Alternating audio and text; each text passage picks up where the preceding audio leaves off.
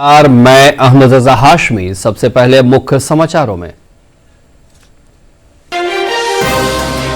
प्रधानमंत्री नरेंद्र मोदी आज नई दिल्ली के करियप्पा ग्राउंड में 24 देशों से शामिल हो रहे एनसीसी कैडेट्स की रैली को करेंगे संबोधित।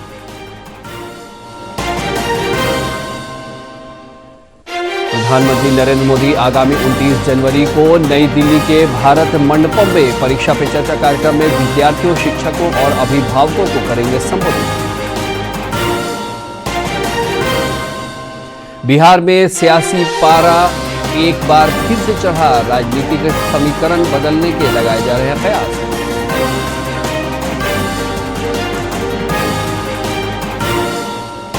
और भाजपा, जदयू और राजद के विधायकों की आज पटना में बैठक। बिहार भाजपा प्रभारी विनोद तावड़े बैठक में शामिल होने के लिए पटना पहुंचे।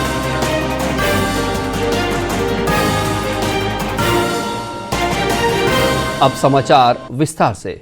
प्रधानमंत्री नरेंद्र मोदी आज नई दिल्ली के करियप्पा ग्राउंड में एनसीसी की रैली को संबोधित करेंगे। इस रैली में 24 देशों के 2200 से अधिक कैडेट्स शामिल हो रहे हैं। प्रधानमंत्री सर्वश्रेष्ठ कैडेटों को पुरस्कृत करेंगे।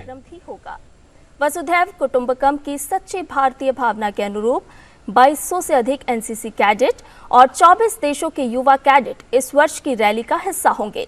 रैली में पीएम सर्वश्रेष्ठ कैडेट्स को पुरस्कृत भी करेंगे। विशिष्ट अतिथि के रूप में वाइब्रेंट गांव के 400 से अधिक सरपंच और देश के विभिन्न हिस्सों के विभिन्न स्वयं सहायता समूहों से जुड़ी 100 से अधिक महिलाएं भी एनसीसी पीएम रैली में भाग लेंगी।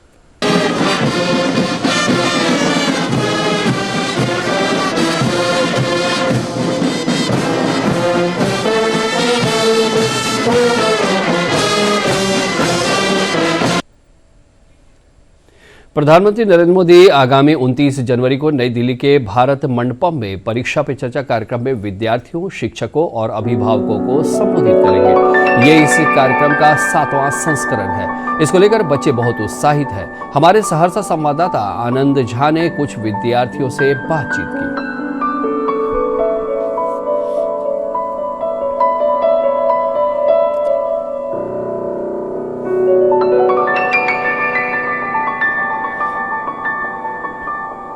जैसे ही परीक्षाएं नजदीक आती हैं तो विद्यार्थी घबरा जाते हैं। मैं खुद बहुत ज्यादा घबरा जाती हूँ, लेकिन हमें उससे सीख मिली कि हमें घबराना नहीं है। परीक्षा का परिणाम पास या फेल नहीं है। परीक्षा का परिणाम तो ज्ञान अर्जित करना, हम कितना सीख सकते हैं। सबसे अच्छी बात ये कही कि जो कि हम अपने भारत के, अपने देश के जो पीढ़ियों को, हमारी जो युवा पीढ़ी है, वो जो संस्कृति को हमारे भूलते आ रही है, उसे हमने दोबारा जाना। तो मैं माननीय प्रधानमंत्री जी को इसके लिए बहुत बहुत धन्यवाद कहती हूँ। जैसे अगर हम टेंशन में रहेंगे, एग्जाम नजदीक आएगी, तो हमें जो आता है वो भी हम नहीं लिख पाएंगे, वो भी हम नहीं कर पाएंगे, वो भी हम भूल जाते हैं।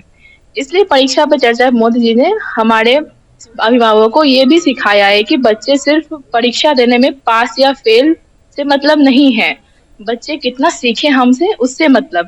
जैसे अगर हम टेंशन में रहेंगे, एग्जाम नजदीक आएगी, तो हमें जो आता है वो भी हम नहीं लिख पाएंगे, वो भी हम नहीं कर पाएंगे। बच्चों के अंदर जो परीक्षा को लेके डर था, अभिभावकों का उसमें दबाव रहता था, टीचरों का उन पे दबाव रहता था, उनसे बचने के लिए उन्होंने कहा परीक्षा एक कोई बहुत कठिन चीज नहीं है, वो एक त्योहार के रूप में हमें मनाना चाहिए। उससे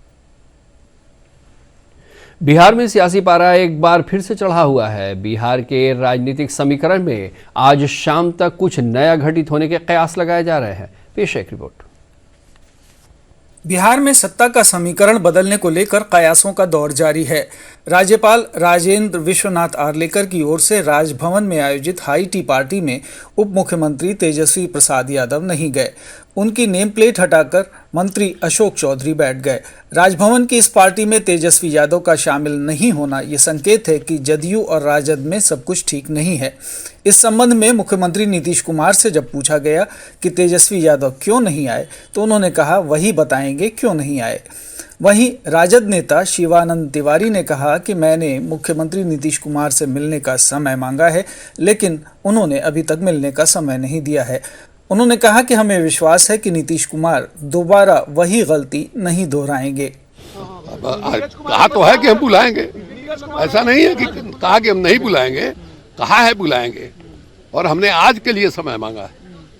तो देख लीजिए, अगर समय देते हैं हम एक बार उनसे बात करें। और जब तक कोई फाइनल डिसीजन नहीं होता है, नीतीश कुमार वहाँ चले जाएंगे इसकी कल्पना हम नहीं कर सकते। इसलिए कल्पना नहीं कर सकते हैं कि माने इतिहास में अपना नाम जो है किस तरह का दर्ज करवाना चाहते हैं। पूरा इतिहास देख लीजिए, उसके बारे में विस्तार से हम लोग बात करेंगे। पहले ये प्रकरण जो है इसका अंतिम नतीजा आने दीजिए, उसके बाद ही हम अभी भी इस बात के लिए भरोसा करने के लिए तैयार नहीं है कि नीतीश कुमार इधर से उधर जो है चले जाएंगे। इस बीच आज भाजपा के बिहार प्रभारी विनोद तावड़े ने कहा कि वे लोकसभा चुनाव की रणनीति बनाने बिहार जा रहे हैं। बिहार की बैठक है जिसमें सभी कार्य समिति, सभी पदाधिकारी, सभी विधायक, सभी सांसद आएंगे और आने वाले लोकसभा चुनाव को लेकर जो हमें चर्चा करनी है उसकी पूरी चर्चा उसमें की जाएगी। भाजपा, जदयू और राजद की पटना में आज बैठक होगी जिसमें पार्टी के विधायक भी शामिल होंगे। इस बीच राजद समर्थन जुटाने के लिए वामपंथी समेत दूसरी पार्टियों से संपर्क कर रही है। अब आइए एक नजर डालते हैं विधानसभा में वर्तमान दलगत स्थिति पर। वर्तमान में सत्ताधारी महागठबंधन के पास 160 सीटें हैं। हालांकि बहुमत के लिए 243 सीटों वाली बिहार विधानसभा में केवल 122 सीटें दरकार हैं। इनमें से राजद के पास सबसे अधिक 79 सीटें हैं। जदयू के पास 45, कांग्रेस के पास 19, वाम दलों के पास 16 और एक निर्दलीय का समर्थन सत्तारूढ़ गठबंधन को है। अब बात करते हैं विकल्पों की। पहला और स्वाभाविक विकल्प बनता है पूर्व की भांति भाजपा और नीतीश के गठजोड़ का, जिसमें भाजपा के पास 78 सीटें हैं, जदयू के पास 47, हम के पास 4 और एक अन्य के खाते में है। इस तरह से कुल आंकड़ा बनता है 128, जो बहुमत से 6 अधिक है। दूसरे विकल्प के लिए लालू जोड़ तोड़ करते नजर आ रहे हैं।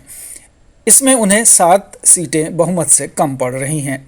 राजद के पास सबसे अधिक 79 सीटें हैं, कांग्रेस की 19, वाम दलों की 16 और एक सीट AMIM की है। अब लालू 122 के जादुई आंकड़े को कैसे प्राप्त करते हैं, ये उनकी राजनीतिक सूझबूझ पर निर्भर करेगा। खबर यह भी है कि आज दोपहर बाद नीतीश इस्तीफा देकर नई सरकार का दावा पेश कर सकते हैं, लेकिन ये तभी होगा जब भाजपा की तरफ से ग्रीन सिग्नल मिलेगा। अंदर खाने खबर है कि भाजपा में नीतीश को वापस लेने के लिए कड़े अंदरूनी प्रतिरोध का सामना है।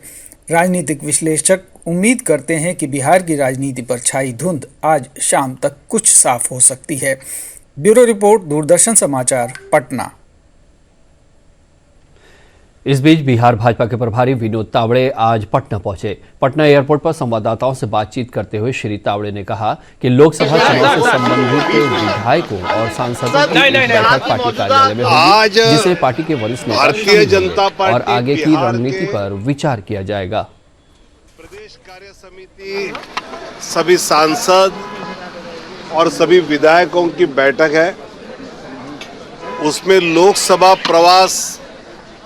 लोकसभा चुनाव को मद्देनजर रखते हुए जो चीज़ें राष्ट्रीय स्तर पर पार्टी ने तय की है वो बिहार में कैसे होगी, क्या होगी, सांसदों के अपने क्षेत्र में उन्होंने क्या करना है, विधायकों का लोकसभा में कैसे योगदान रहेगा, इन सब बातों को लेकर आज चर्चा होगी।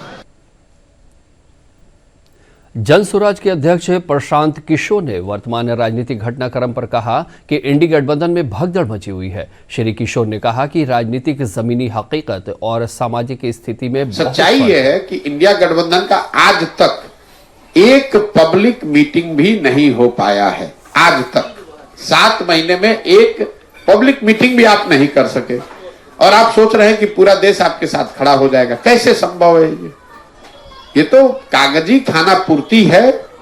तो स्वाभाविक है जैसे जैसे चुनाव नजदीक आएगा उसकी सच्चाई लोगों को और दिखेगी।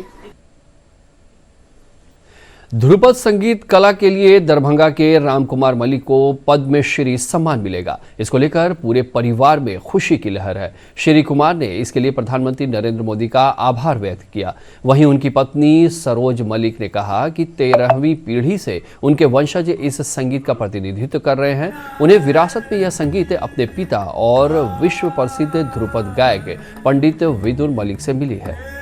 खुशी तो बहुत हुआ, वो कृपया वो चीज़ तो भारत सरकार मोदी जी का इसमें बहुत बड़ा योगदान है, जो द्रुपद के लिए, ख्याल के लिए, ठुमरी के लिए और अन्यथा जितनी गायकी है उसका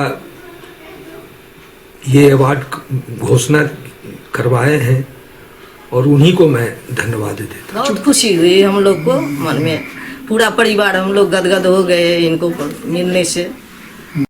अवार्ड मिला तो जो बहुत दिन का छूटा हुआ इनका प्राप्त हुआ, मिला। हाँ, और खुशी की बात, खुश रहिए, खुश रहिए। विद्वान थे, उन्हीं से शिक्षा प्राप्त किए ये, उन्हीं का पुत्र हैं, बड़ा पुत्र हैं, बहुत हौसला से सिखाए और बहुत ये प्राप्त किए, गाना सीखे और बहुत खुशी हुई हम लोग को हुई जो इनको अवार्ड मिला। हमको पता चला टीवी से, अनाउंस हुआ इनका नाम। आइए अब देखते हैं 3 मिनट में 10 खबरें।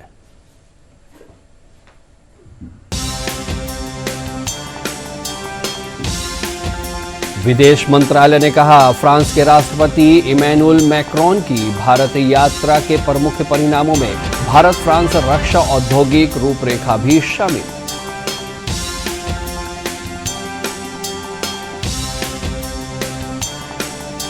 उत्तराखंड सरकार ने बढ़ाया यूसीसी कमेटी का कार्यकाल। सीएम पुष्कर धामी ने कहा, ड्राफ्ट मिलते ही सामान्य नागरिक संहिता को लागू करने की दिशा में होगा काम।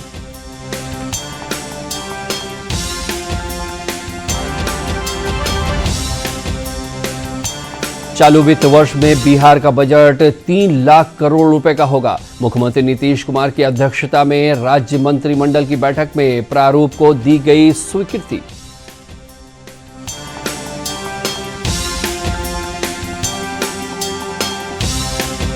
कांग्रेस के वरिष्ठ नेता प्रेमचंद्र मिश्र ने कहा, जेडीयू को अपना रुख स्पष्ट कर देना चाहिए क्योंकि महागठबंधन में इस तरह की खींचतान से राजनीतिक अस्थिरता पैदा हो रही है।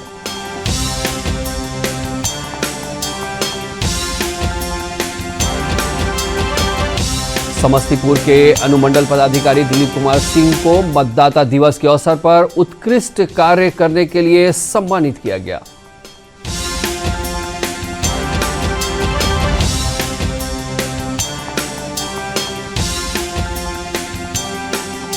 ग्रामोद्योग विकास योजना के तहत पटना में मशीनरी और टूल किट के साथ नए प्रशिक्षकों को प्रमाण पत्र वितरित किया गया।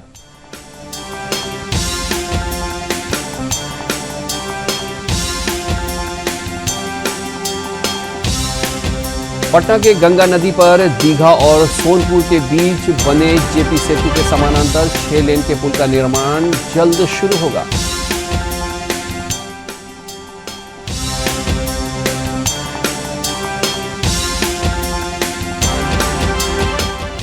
राजधानी पटना समेत प्रदेश के अधिकतर हिस्सों में घने कोहरे और ठंड बढ़ने से जनजीवन हुआ प्रभावित।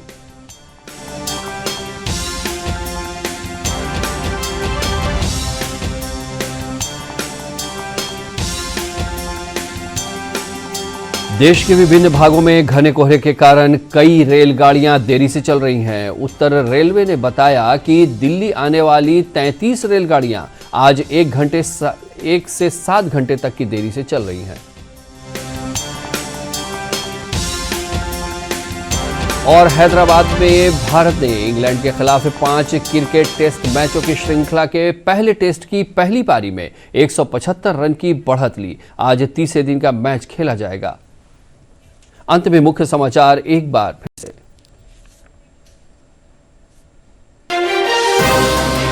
प्रधानमंत्री नरेंद्र मोदी आज नई दिल्ली के करियप्पा ग्राउंड में 24 देशों से शामिल हो रहे एनसीसी की रैली को करेंगे संबोधित।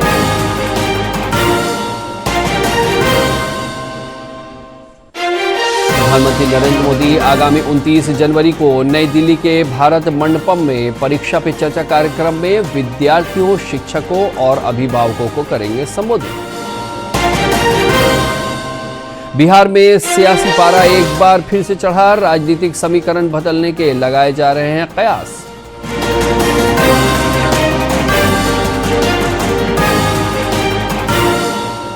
और भाजपा, जदयू और राजद के विधायकों की आज पटना में बैठक। बिहार भाजपा प्रभारी विनोद तावड़े बैठक में शामिल होने के लिए पटना पहुंचे।